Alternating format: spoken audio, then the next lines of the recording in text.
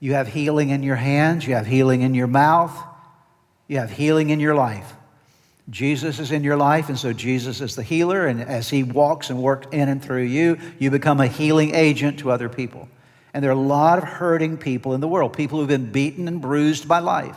And so to love them and to pass on, I will tell you, if you reach down to a needy person and you love them and help them, they're going to be willing to listen to your wisdom.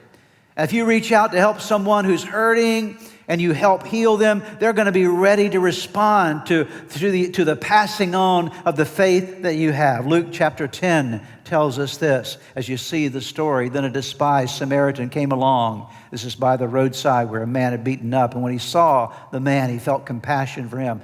Going over to him, not walking on the other side of the road like the priest and the Levite did, but going over to him, the Samaritan notice this, soothed his wounds with olive oil and wine and bandaged them. Then he put the man on his own donkey and took him to an inn where he took care of him. The next day he handed the innkeeper 2 silver coins, telling him, take care of this man. If his bill runs higher than this, I'll pay you the next time I'm here. Heal the hurting.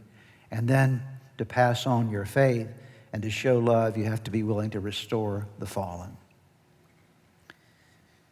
People who've fallen into sin, they've made mistakes in their life. They've missed the mark with God. They've gotten off the track, which, by the way, represents every one of us at some point in time in our life, right? Right? All of us have, okay.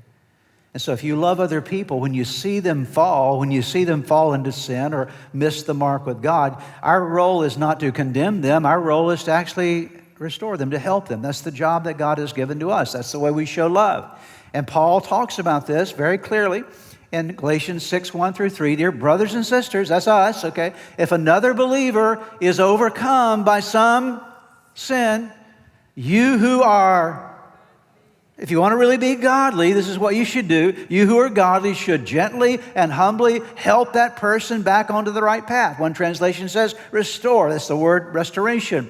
Help that person back on the right path. Be careful not to fall into the same temptation yourself. Share each other's burdens, and in this way, obey the law of Christ. Notice this statement. If you think you're too important to help someone, you're only fooling yourself. You're not that important, okay? You're not that important. Restore the fallen.